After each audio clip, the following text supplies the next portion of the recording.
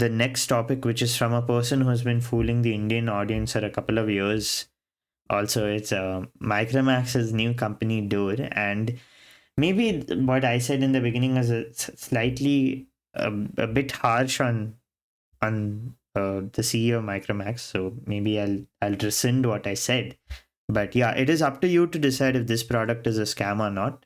So I think Athar can talk about the specifications of this product and The reasoning behind this sort of a model was that the Indian connected TV ecosystem is rapidly evolving, with the number of connected TV in households expecting to grow from 50 million to 100 million. However, fragmented services and high upfront costs continue to deter a large segment of potential users. And Door bridges this gap by integrating cutting edge AI technology, multiple content platforms, and the proprietary Door OS with hyper personalization and intuitive content discovery into a subscription model, um, said Anuj Gandhi, who's the founder and CEO of Streambox Media, but um, yeah, who's I think the parent company of Door or something like that, from what I see in this article. So, what is Door? Door is a Door TV is a subscription model offering a television powered by proprietary interface Door OS, which comes preloaded with select apps and services. The services includes an upfront cost covering the 1 month subscription and activation fee, followed by a monthly subscription fee for up to a 12-month period. After the 12-month period, consumers can choose from customized packages based on their viewing preferences.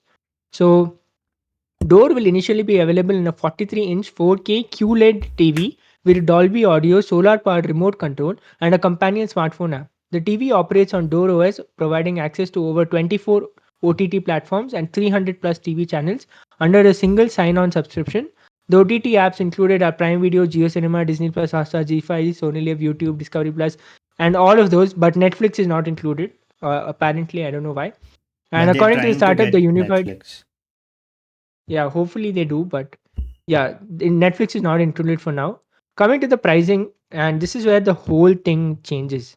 Until now, you might think that okay, this is an interesting thing. You get a 43-inch QLED TV for a very nominal price, and yeah, since I spoke about price, the upfront cost, which includes the activation fee and 1 month subscription, is rupees 10,799. So you get the 43-inch QLED TV and first month of subscription for 10,799, and you can order this from Flipkart. And after that, you have to pay a monthly subscription of 799 rupees. Here where's the scam comes, to be honest. So um, the thing is, if you stop paying the monthly subscription, the whole TV locks out. You cannot do anything.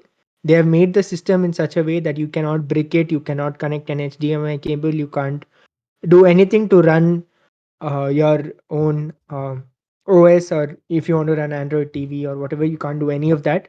They have made a foolproof system for that. So as soon as you stop paying your 799 per month monthly subscription, you are basically locked down, and that TV becomes like a E-waste. dummy thing, e-waste. So that is one of the things. And the other thing is, a lot of reviewers, TechVisor, Grand Therapy made a video on it, and they did a comparison of the price. So a 43-inch QLED TV from Kodak comes for around 45K, and they made a price comparison between the Door TV and this Kodak TV. And in the long run, you're obviously paying more for the Door TV because you're paying a monthly subscription. Then you also have to pay for internet, because this doesn't work without internet, if I had not mentioned before. If you want to watch Netflix, you have to pay for that separately. It doesn't make sense overall in the long run, and you can just save uh, money and just buy a normal TV. Yeah, So so I think the reason why many people consider it a scam is because one, when you do the entire cost analysis, you realize the TV is more expensive. I still see it being useful in certain niche cases, maybe like hotels and stuff where they need TVs in bulk.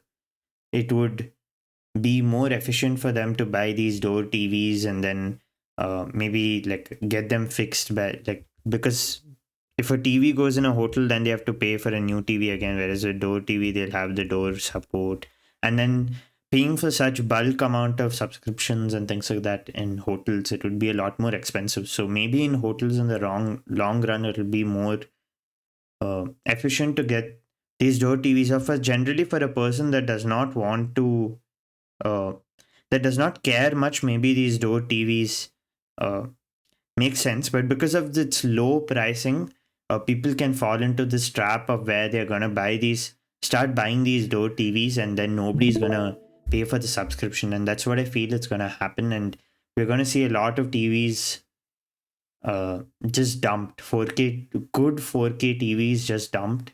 And the software of Door TV is also not that great. If you saw the TechWiser video, which is now what Atharv is screen sharing, right?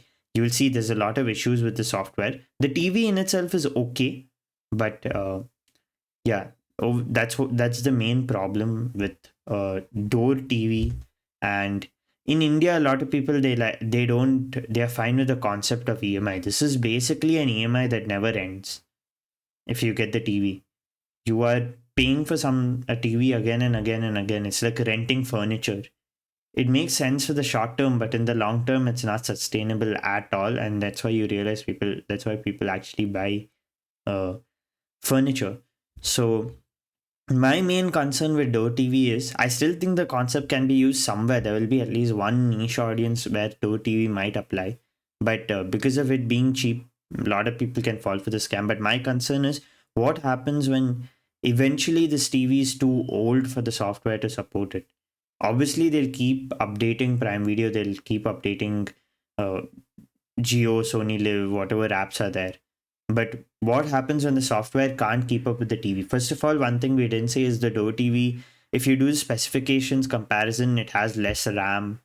Its processing power is not as much. So when the TV is not able to keep up with more modern TVs, if nothing is loading and this Door company decides to just make it glorified e-waste, you have a literal trash box in your house, right?